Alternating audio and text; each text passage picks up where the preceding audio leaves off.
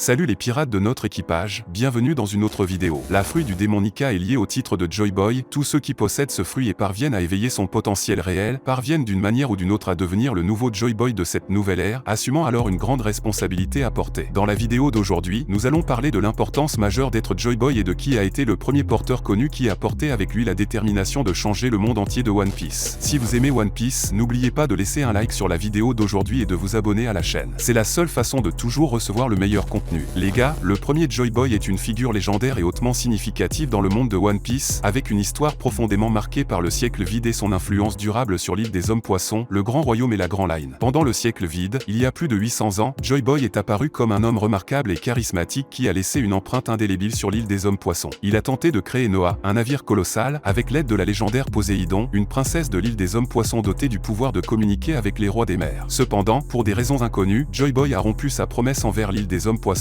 les laissant dans le désespoir. Joy Boy a également eu une rencontre avec une île mystérieuse, qui serait plus tard appelée Loguetal par Gold et Roger. Sur cette île, Joy Boy a laissé un trésor incroyable connu sous le nom de One Piece, devenant une légende qui a attiré d'innombrables aventuriers et pirates au fil des siècles. L'importance de Joy Boy ne se limite pas seulement à sa connexion avec l'île des hommes-poissons et Loguetal. Il a prophétisé son retour à travers des messages laissés sur les poneglyphes, des inscriptions anciennes contenant des enregistrements cruciaux de l'histoire mondiale. Joy Boy a promis de revenir 800 ans après le siècle vide pour honorer ses promesses brisées et respecter les engagements pris avec les personnes qu'il a rencontrées lors de son voyage. La connaissance de Joy Boy a été transmise au fil des générations, en particulier parmi les membres de la famille royale de l'île des hommes-poissons. La prophétie du retour de Joy Boy était un espoir et une croyance profondément enracinée dans la culture et l'histoire de l'île. En plus de son existence cachée sous le nom de Nika, une divinité du soleil que ceux qui portent le titre de Joy Boy portent avec eux ce grand pouvoir capable de libérer leurs utilisateurs et tous ceux qui les entourent des chaînes qui les retiennent. L'héritage de Joy Boy a également joué un rôle fondamental dans le voyage des pirates Roger lorsqu'ils ont découvert les messages laissés par lui. Gold et Roger, le pirate légendaire connu sous le nom de roi des pirates, a été le seul homme à atteindre Loguetal et à apprendre la véritable histoire du monde. Roger et son équipage, y compris Kozuki Odan, ont compris l'importance des messages de Joy Boy, mais ont décidé de ne pas les révéler au monde à l'époque, reconnaissant que le monde n'était pas prêt pour cette histoire vraie. La prophétie de Joy Boy s'est également entrelacée avec la vie de Monkey D. Luffy, le protagoniste de la série, qui s'est éveillé comme le nouveau Joy Boy lors des événements à Onigashima. Lorsque Luffy a défié le redoutable empereur Kedu et l'a vaincu, il est devenu évident qu'il était l'incarnation de Joy Boy. Même Kedu, dans ses derniers moments, a reconnu Luffy comme le Joy Boy qu'il attendait, indiquant l'accomplissement de la prophétie et la réalisation des promesses faites par Joy Boy il y a des siècles. Cependant, de manière encore inconnue, ce titre est intrinsèquement lié à la fruit du démon Nika. On pense que Joy Boy a été le premier utilisateur de ce fruit du démon spécifique, lui procurant un corps en caoutchouc extrêmement souple et résistant. Cette capacité unique a accordé à Joy Boy une liberté de mouvement incroyable et une capacité inégalée à s'adapter à n'importe quelle situation. Dans les écrits anciens et les poneglyphes qui ont survécu à l'épreuve du temps, il peut y avoir des informations sur le passé de Joy Boy, citant des événements où il utilisait ses pouvoirs du fruit du démon Nika de manière extraordinaire. On écrit sur ses capacités incroyables à étirer son corps sur de longues distances, à échapper à des situations dangereuses et à résister à des attaques puissantes sans subir de dommages significatifs. Sa agilité et sa flexibilité étaient légendaires, lui permettant de surmonter facilement tout obstacle. De plus, la capacité de Joy Boy à manipuler son propre corps en caoutchouc s'étendait également à l'environnement qui l'entourait. Tout comme on voit Luffy le faire dans le Gear 5, Joy Boy pouvait modifier le terrain autour de lui, transformant les surfaces en caoutchouc pour se protéger contre des attaques puissantes et même utiliser l'environnement pour contre-attaquer ses ennemis. Sa capacité à contrôler des éléments naturels tels que les nuages et la foudre était également remarquable, faisant de lui un véritable maître des éléments. La légendaire flexibilité de Joy Boy a probablement joué un rôle crucial dans ses exploits et aventures dans le monde de One Piece. Ses pouvoirs inégalés lui permettaient d'explorer des terres inconnues, d'échapper à des pièges mortels et de défier des ennemis puissants. Sa capacité à s'adapter et à se transformer en différentes formes était une partie essentielle de son identité en tant que premier utilisateur de la Ito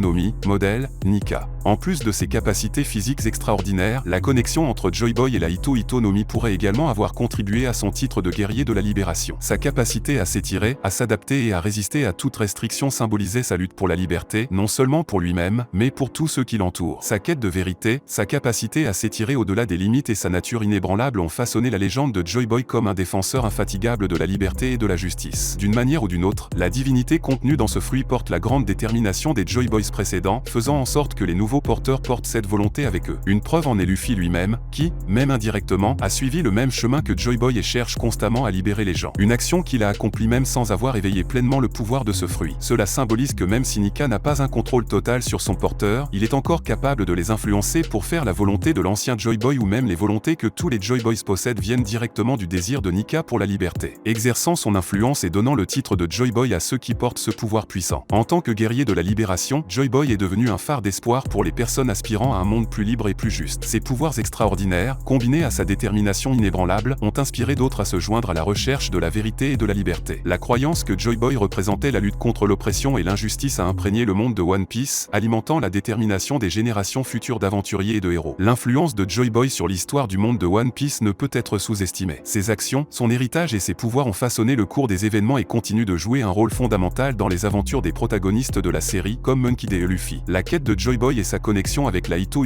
no Mi, modèle, Nika, font partie intégrante de l'intrigue de One Piece, alors que les personnages explorent les secrets de la Grand Line, de l'Octal et la véritable histoire du monde. Le voyage de Luffy et de ses compagnons est, à bien des égards, une continuation de la mission de l'ancien Joy Boy, porteur de la fruit de cette divinité qui porte une grande volonté de liberté, faisant de leurs porteurs les nouveaux symboles de liberté de ces airs où il se trouve après l'éveil du fruit. Au fur et à mesure de sa quête du One Piece, Luffy rencontrera des indices, des fragments de poneglyphes et des histoires qui lui permettront de mieux connaître l'origine du titre de Joy Boy. Chaque pas fait par les chapeaux de paille dans la Grand Line les rapproche de la compréhension de l'héritage de Joy Boy, et par conséquent, de la compréhension des origines du monde dans lequel ils vivent. Le pouvoir de la Hito no Mi, modèle, Nika, transcende la simple capacité physique. Il représente l'idée de surpasser les limites et de briser les barrières imaginaires et physiques, de s'étirer au-delà des restrictions imposées par la société, le destin et ses propres faiblesses. Dans de nombreux aspects, Joy Boy incarne la lutte pour la liberté non seulement comme un concept abstrait, mais aussi comme une force capable de façonner le monde autour de lui. Alors que les mystères entourant Joy Boy et sa connexion avec la Hito